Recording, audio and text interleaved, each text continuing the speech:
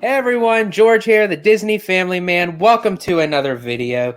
I have my two great, wonderful friends, my brothers, joining me again on my channel for a great in-depth discussion of something that I feel is very important to the Walt Disney Company, but I'll get into that a little bit. Let's introduce them. I have Mr. VashSky, host of Freshly Squeezed. How are you today, sir?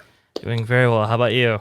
I'm doing good. I'm glad to have you on again, and we're in ready to go to talk about this topic. Absolutely, absolutely. And OG, how are you doing?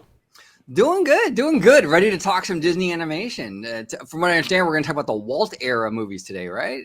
Yes, we are going to talk about the golden age era of animation, and this is actually going to be in a three-part discussion. So we're going to kind of break it down into the golden age era, the Renaissance era, and of course, to cap it off, today's what's going on with the animation in today's time.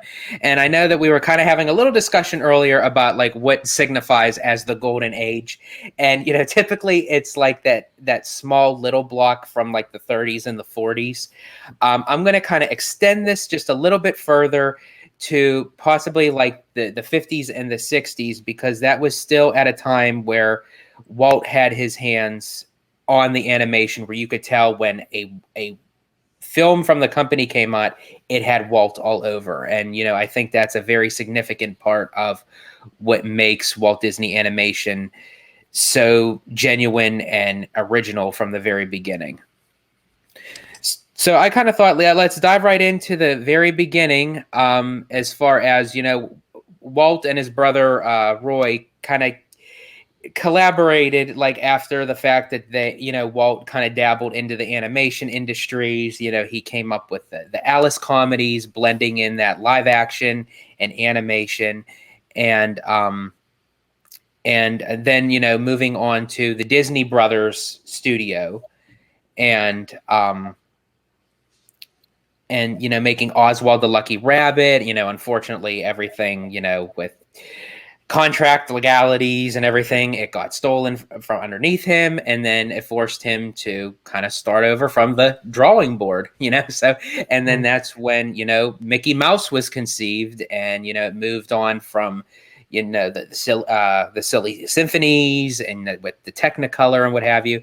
And then Walt wanted to do something that he wanted to plus it. He wanted to take something from like a short and a cartoon, like what would we do if we turned it into a full-length feature film? And the animators were going, are you out of your mind? Is someone actually going to go to a theater and sit through a whole hour and a half of animation? And he said, he pushed them further than what they thought they were capable of. And sure enough, came Disney's Folly, which was the very first animated feature film, Snow White and the Seven Dwarfs. And now I'll hand it off to you guys. Like, what is like for you as far as like the golden age? Do you feel like it was a pinnacle time in for Walt to say, you know what, let's do this, and how far it has become? Because if you actually look at Snow White and the Seven Dwarfs, even to from Mickey Mouse, I mean, that's a huge jump. If you look at like the figure of Snow White, I mean, you can see the realism of like a character, of her movement, her dancing, her vocals. That's something completely different than what the company was doing with these like little gag short cartoons with these animals. Yeah, it's interesting. Like that early period of like Snow White, Pinocchio, Bambi, Fantasia, that was Walt at his hungriest. That was Walt, like, this is something new. He's hungry. He wanted it. Like those backgrounds that he had for like Pinocchio and what have you, they rival some CGI stuff today. I mean, it's incredible what they did with Pinocchio. But I love that era, that early like 1930s, 1940s era. I thought the films were fantastic with Snow White, Pinocchio, Bambi. And even going into the 50s, which were, Walt was a lot less hungry in the 50s. He was more focused on Disneyland. but I think the Mary Blair, she put her kind of fingerprint on those films in the 1950s, and really the 50s are a great era for Disney with Peter Pan and Cinderella and Alice in Wonderland. I actually really enjoy the 50s too. The only Walt era that I was kind of about was the later years. Not a huge like Jungle Book fan. Even 101 Dalmatians, I feel like that was when you started to see the animation get a little cheaper and lazier, in my opinion. But yeah, overall though, I mean, come on, in Walt's opinion too, by the way. Really. Oh yeah, no, he did not. He very much disliked the Xerox process that was introduced with 101 Dalmatians specifically, and he did not like it. And that was coming right off of Sleeping Beauty. I mean, you Right. take a film like Sleeping Beauty and then put it right next to 101 Dalmatian, and you could see a significant difference between the scope. Huge. It was interesting because you hear about the early artists like Clark Coates and Mark Davis and so forth, and the Nine Old Men, and they go on and on about Sleeping Beauty because the animation, Ivan Earl's style was so precise in its stroke work and in its animation, because it was supposed to kind of emulate the kind of Renaissance kind of era art pieces, the European art pieces that were out, and just the amount of detail in those pieces is just so extravagant, and the animation just had to be so correct that they really stressed themselves out. I remember, that there was crazy stories about how it took them like a full day just to produce like a second of animation, so to speak. Just drawing it out. It just took that long because the kind of level that Ivan Earl wanted, that which was the first time Disney actually used an art director for any piece. The level of quality that Ivan Earl demanded was just so high, and that's why they were like, let's just like let loose with 101 Dalmatian. Let's innovate some processes to make this a little bit cheaper and to kind of to facilitate the animation a little bit more efficiently. And Walt, not a huge fan. Yeah, I gotta agree with Walt on that. I mean, it really didn't. That era, they were okay. Like we see here, like Sword in the Stone, Jungle Book, 101 Dalmatians. They were okay. I mean, they weren't terrible. It just you compare those films to like Peter Pan or Pinocchio or Bambi. They fall short.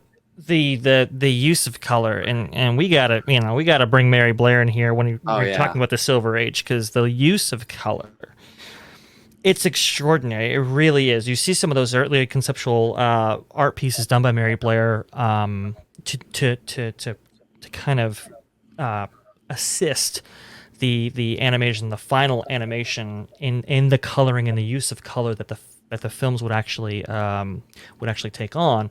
The final product.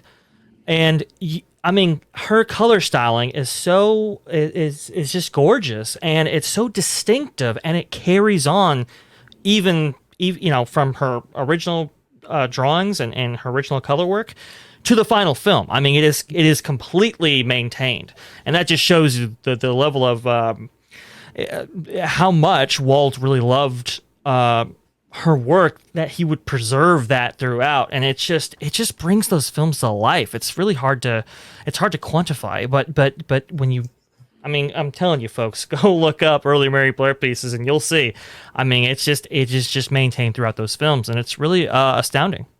Well, oh, go ahead, George. I'm sorry. No, I was just going to just kind of say what you were saying, Vash. Like back in the day, you had the Mary Blair style, you had the Ivan Earl style. Today you don't really get to see that too much, where one individual can influence a whole entire film, or something where if you look at it and you say, oh, that's definitely the style of this person, or oh, that's. So I mean, it was during a time where you can say, Walt chose these people for specific reasons, and he fit them in well with the films.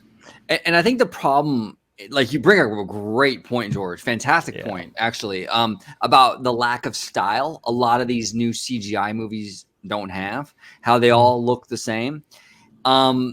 You're right. Like, I think that I think that's going to start changing, though. I think things like Luca and stuff we're starting to see sort of a fork in the road. Things are starting to move in a different direction. But yeah, for the most part, it was always about just getting more and more real, more and more real, more and more real. And there was less emphasis on different styles for these animated films, you know?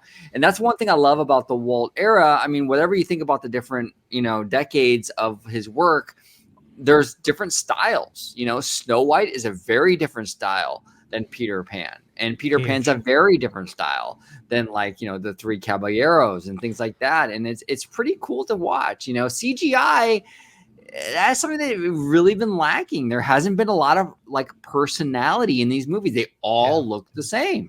Well, look at how Walt started with Snow White and the Seven Dwarfs. You have these realistic characters, you know, humans basically, and, you know, with Snow White, and then you have like the little bit play on with the dwarves, has that, you know, that sarcastic, you know, quirkiness to them, and then you have the elegance of the Queen, and then you move to a film like Pinocchio, and you say, well, how come that didn't become more realistic? Well, it didn't fit the realism of the style of Pinocchio, but the technology that he used, especially with the multiplane camera, where he shot it sideways and then moved forward, going into the ton. I mean, that is something unheard of that you wouldn't even see, honestly, in today's time. I mean, because it's all one tone.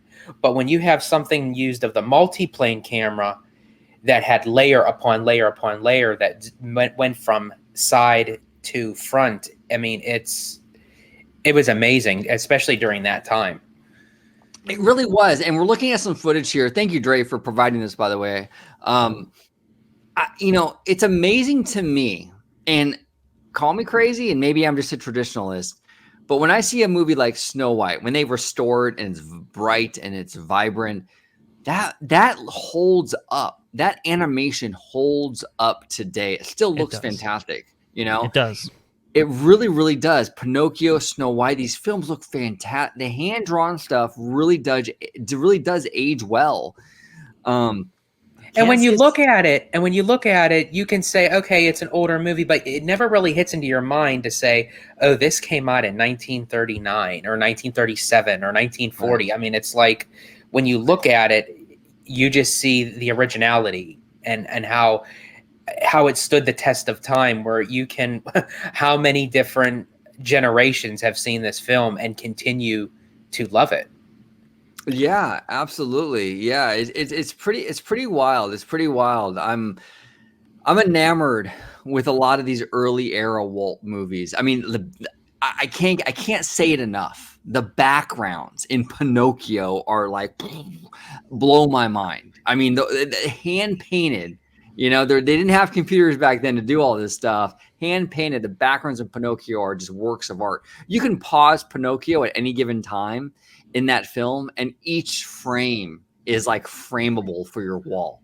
It's look at this. Yeah. It's gorgeous. Absolutely gorgeous. It's ridiculous. Yeah, because a lot of times, you know, the audience tends to look at the characters of what they're saying and doing. But yeah, if you were to just freeze frame every little thing in the background, look at the effect shots, the amount of detail, it's phenomenal.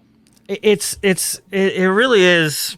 It's inspiring. And they brought in like model makers and stuff to build the clocks and so forth, and to build, Stromboli's stagecoach and so forth, and you just see like and they would kind of use that as reference for the backgrounds and some of the animated pieces and so forth. And you just see that. I mean, look at that chair. Look at that. Look at that table right there. It's crazy.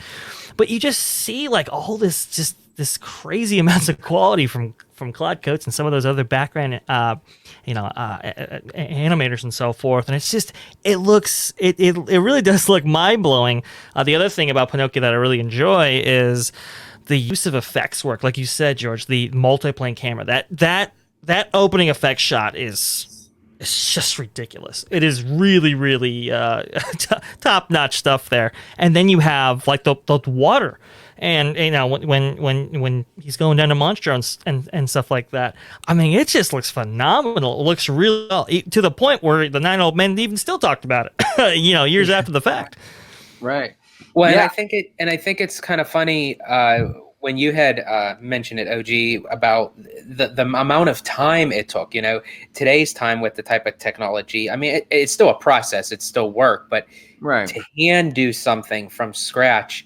And I remember it was animator Ward Kimball that worked on a sequence in Snow White. And I believe, Dre, correct me if I'm wrong, I think it took him 9 months for that dinner sequence. It was the soup scene, right? The soup scene. The soup scene, yep. And it just was kind of slowing the story down, and it crushed Walt to even have to approach him to say, we can't use this, but I got a character for you. That's it right to there. Work on Pinocchio. That's it right there. And honestly, even though it may slow it down, I would love to see them restore this to full color, and literally add that back into the film. I would love to see that. That's interesting, George. I'm surprised that Disney hasn't done that. To fully colorize a soup scene and add it into the movie. What you said, it was like 9 minutes or something, like that. It's a pretty short. It's 9 minutes. I don't even think it was. It was 9 months worth of work. I think. 9 months. I'm sorry. What you said, George, but I think it wasn't too long. So perhaps maybe you could actually do that. It's a good point, OG. I never really thought about it myself. It was 9 months, and I think it was like maybe a 2 minute, 3 minute like little sequence. I mean, and they have the art. I mean, it's practically there. They just gonna have to, and they have the technology to do it. I think it would be kind of cool. It would be cool. And really in this age, like especially with like Disney Plus and stuff, you can have like kind of like a like the Zack Snyder cut, like the original Snow White cut, and just kind of have those things in there. It'll add a few minutes extra to the film, but it'd be great. I mean, this is the stuff that they originally wanted to add in, but they couldn't. I think that'd be fantastic. I would love to see something like that, or add a mode on Disney Plus where it's like, hey, do you want to see this film kind of restored for a 16:9 kind of release, and fill in those black parts at the sides and add those scenes in it, or to that effect, or do you want to see the theatrical version of this film as it was released? That might be a nice feature to add. That would be pretty cool. I think a lot of diehards would really get into that. I think it'd be pretty fun. Be cool with Star Wars too. It's a whole other story. Yes, it would. Yes, you know what I'm saying? Yes, it would. And how much of a ratings it would boost Disney Plus. I mean, to add the original cuts and add things in, that was supposed to. And honestly, I think it would make the film even more stronger than what it already is. I mean, because this shot right here. Look at this shot right here. This is the money making shot right there. Yeah. Oh, it's go back and see it, folks. It's really good. I don't, I didn't have all these things prepared beforehand. But no, it is actually really true. I mean, I think a lot of people know that, how original and classic they are. But at the same time, people are so hyped up of what's going on in today's time. Yeah. Sometimes it's nice to just kind of go back in time, just take that time machine and just watch these films of what they're all about and how far the company came based off of these films. Oh yeah, absolutely. Oh, yeah. And speaking of like the company history and how far they've come and the contributions and what have you, like kind of going back to that soup scene in Snow White, I think that would be we obviously unfortunately we've lost Ward Kimball, in the past few years we've lost Ward. It would be a nice kind of tribute. A nice little homage to Ward. He is a Disney legend. I mean, he's a 9 old men, I mean, they should add that scene back into Snow White. I'm kind of dedicated to that now. I kind of think they should. And that scene is all him. You can tell. It is. Even just the rough cut of watching it, that is all Ward. It's all Ward, man. That'd be great. I mean, I know he's got like a train at Disneyland and stuff, so he's got a little homage there, but add the soup scene in. Let's do that too. Why not? Yeah. And if you don't want to commit to that extent, hey, have an extra mode on Disney Plus that gives you the option to watch it in the context of the film and just slot it in there. I think that'd be awesome. I think that'd be phenomenal. Yeah. This era is really cool. Like you were saying, OG, before, the kind of individual styles, right? Even like with 101 Dalmatians, you look at that and you go, that looks not like nothing else Disney did before or after. It's a very contemporary piece using a lot of modern art techniques and so forth. I mean, it looks completely just radically different. And like you said, we don't get a lot of that today. We really don't. We really don't get a lot of styles. Now, I will say this. I will give credit to Disney and Pixar when it comes to their shorts. That's where the good stuff is. That's where Disney and Pixar, they're willing to kind of experiment, right, and kind of get weird and different and try new things. I wish they had, and I know there's a lot more at stake financially with a feature film. I totally understand that, but that's where the real money, like the real treasures, the real gems are in the shorts, in the Disney shorts and the Pixar shorts, and that's where you see the different styles. I just wish Disney had a little more guts and we're a little more open to risk and applying that same sort of like risk to the feature films instead of this cookie cutter, every CGI movie looks the same kind of thing. Gets a little boring. It does. And I don't think there's, it's like you said, it's a harder sell to risk a full animated feature on doing something like, in the style of a short. But man, if you could just narrow the teams down or something, make it more kind of like a soul art design artist influence. And kind of bring those qualities out in a way that makes these things unique and different. And like you said, I think they are going that route. You're seeing a lot more distinctive animation in kind of the newer films to distinguish themselves from some of the other animated studios putting out films, for families and so forth. But a little bit more of that, please. That would be pretty cool. I would love that. I would absolutely love that. And another thing too is that Sleeping Beauty, which is, like we all agree, is a masterpiece. They've never done that style ever again. Yeah. Mm-mm. I mean, imagine doing that style again with today's CGI technology. That would be kind of cool to kind of revisit as well. Right. Something that's very like stylized, but in a way that's like, that looks like a almost like a Renaissance painting come to life. That might be pretty fun. Be fun. Really fun. I would love and then you also have like a film like Fantasia, where it goes to a completely different way of combining animation with music. And you never see a type of film like that ever again, as far as where the music is the main pinpoint of the story, where it follows with the animation. If you were to listen to, Tchaikovsky or Beethoven, and then you just listen to the melody, you listen to the rhythm and say, well, what could I put around this music to make it harmonious to quote unquote the film itself. And that was just ingenious on Walt's part during that time. Well, and that's the one thing too, and I gotta say it. One thing I absolutely love and respect, one of the many, many, many, many, many things I love and respect about Walt Disney is that he never talked down to children. He was making animated films. He knew that audience was gonna be full of children, but guess what? He didn't care. He's gonna kill Bambi's mother, and because that's what the story needed. He didn't care about scaring little kids. He knew they could handle it, right? Yeah. Same with Fantasia. It's a lot of classical music. I mean, that's not something usually kids are into, But he said, you know what? I don't care. You know what? I'm not going to talk down to them. I'm going to give them a work of art. And he did it. He didn't have to dilute the films just to appease to what society thought children could be capable of watching. Absolutely. And the funny thing too is like, and I don't know if you guys have seen Well, I know George has. You've seen Howard on Disney Plus. Have you seen that yet, Vash? Haven't. I promise before the Renaissance era, I will see it. That way we can talk about it. What an intimate portrait that was. Oh, it was great.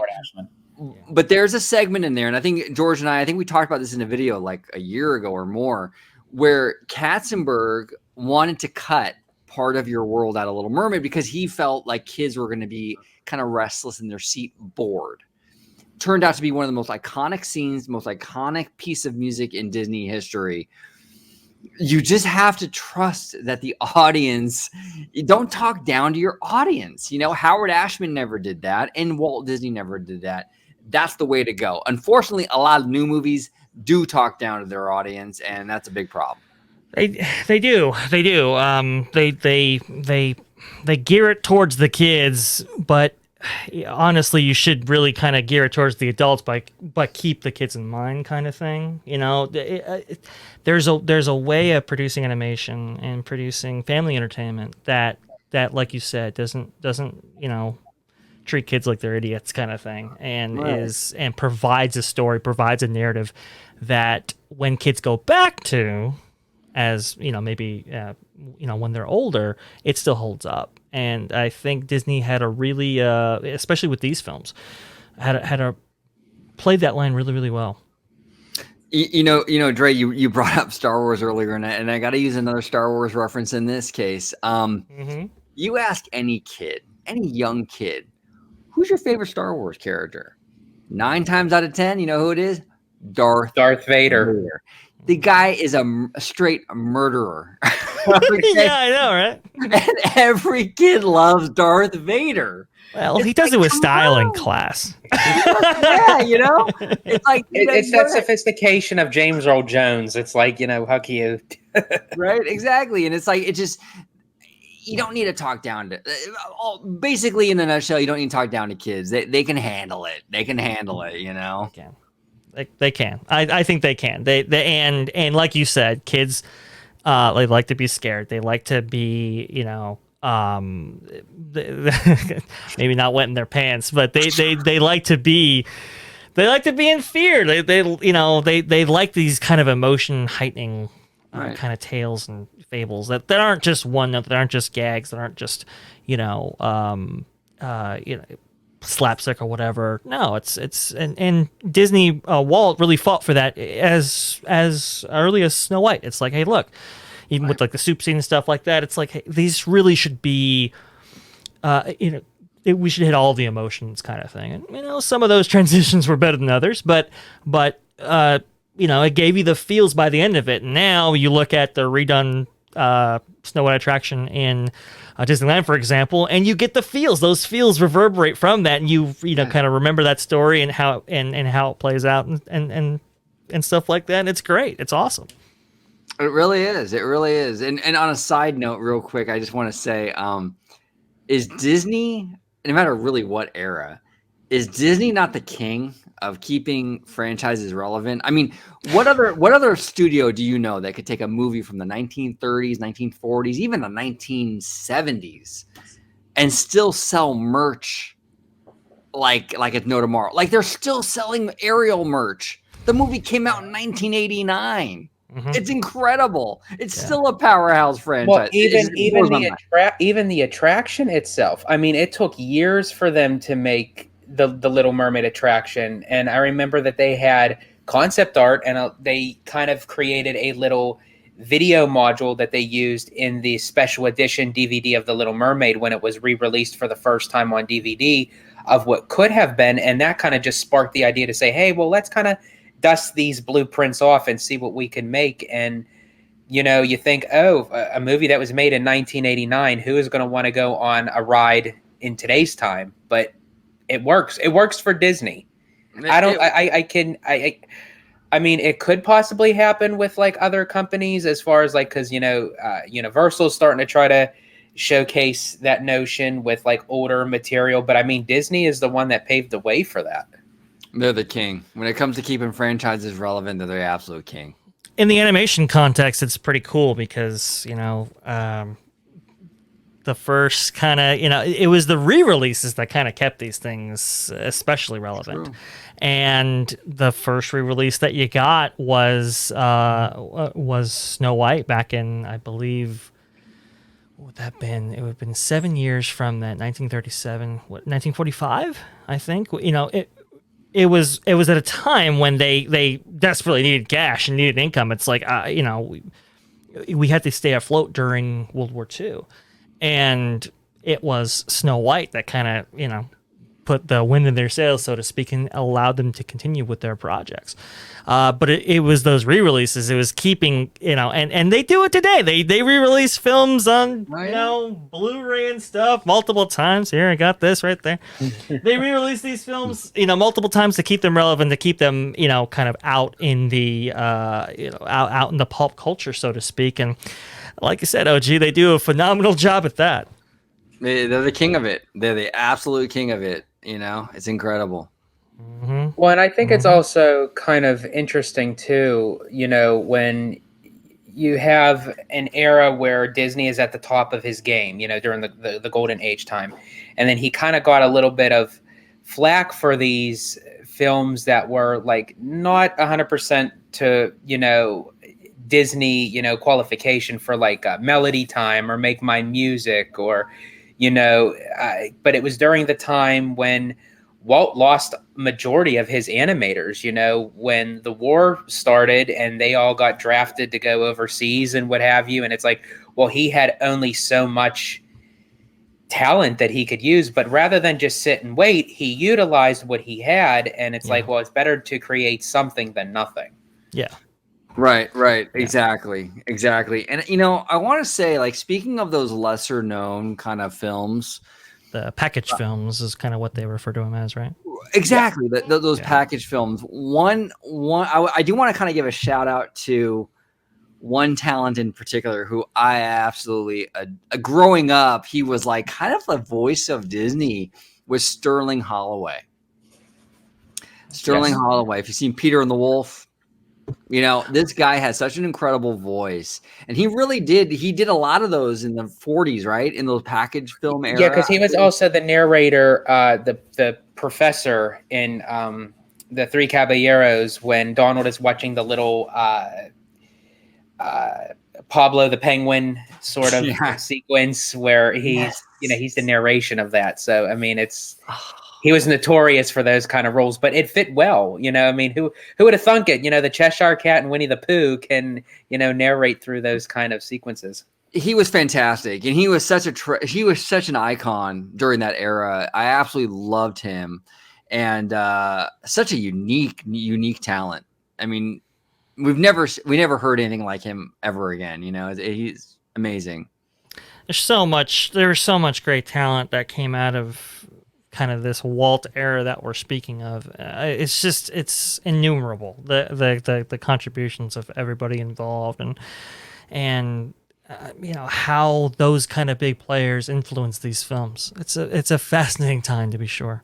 And it's funny, especially with the Nine Old Men, they all had their individual styles. They fused it so well, but when you look at the backdrops or you look at the characters, you can pinpoint, say, Tinkerbell, Mark Davis, Shere Khan, Milt Kahl. You can actually, their personalities are put into these characters. Like, it's the subtleties of saying you can tell which animator provided their own touch to the films. Yeah, no, absolutely. Yeah. Walt Disney himself was not a phenomenal artist, but Walt Disney was an incredible visionary, and he had a way of taking talent and harnessing the energy and just going with it. Like, he knew how to take creatives and really just bring the best out of them, and it was unmatched. His mastery of that, like, for example, he knew who was good for what. Like, for example, like Existencia, right? This guy, kind of worked in, a little bit of recording and some script writing for the studio, and it's like, no, you know what? You're gonna be really good to like kind of lead the project and script write for all of Pirates of the Caribbean. How do you feel about that? It's like, what? And right. Throws him in there, and it's done really, really well. Let me just close this out. It's done, extremely well. He knew he was good for that role even before he even stepped foot in that arena. And then, like with Ward Kimball, for example, he kind of knew, maybe not, maybe doesn't make the best Imagineer, and so he doesn't use him for that purpose. And that's a kind of a controversial thing until WDI attempted to use Ward Kimball, and that didn't go so well. So he knew who was good for what. He knew their talents, their strengths, even before they knew them. And that is, if you want to say one thing about the Walt era, I mean, that's it right there. He knew talent. He knew the importance of talent, and was a visionary, like you said. Imagine what he could do with the likes of Kevin Feige, Pete Doctor. Oh, he'd be beaming. He would be beaming and utilizing that talent to their capabilities, but also to signify of what he sees in them. Oh yeah. Right. And I think that's a great way to wrap up this part 1 of Walt Disney Animation. I want to thank you both for joining me. Mr. VashSky, where could they find you, sir, on social media? Best place to find me is at VashSky. It's the best place to interact with me. Love the conversation. You guys have a lot of great comments, a lot of ideas for the show and so forth. Please keep them coming. And I'm on your show, OG, at Freshly Squeezed, your source for juicy news and info, squeezed fresh right from the Grove. Best place to see me. Perfect. All right. And Mr. OrangeGrove55, where could they find you, sir, on social media? You can find me on YouTube, OrangeGrove55, with this crazy guy right here, VashSky, Mr. Freshly Squeezed, and a new addition to I shouldn't say new addition because you've been part of the Orange Grove family for a long time, but you got your own show now on Orange Grove 55, Citrus Corner. So I'm with George over on OG55 on YouTube. So he does a show now, Citrus Corner, that does all like Walt Disney World and the cruise line stuff. It's fantastic. So that's where you can find me, and that's where you can find these two guys. Awesome. So yeah, Deb, please check out all our content. We kind of interfuse all our channels together at once. You know, I have the Disney Family Man 23 channel. Then I have a part of Orange Grove 55's channel, Citrus Corner, Freshly Squeezed, the original Orange Grove 55 show attached with the Orange Nerd. So we got a lot of content coming out for you guys. Remember, this is part 1 of a 3-part venture into Walt Disney Animation. Please look out for part 2 and part 3 coming soon. And as always, stay healthy, stay safe, stay Disney. Bye, everybody.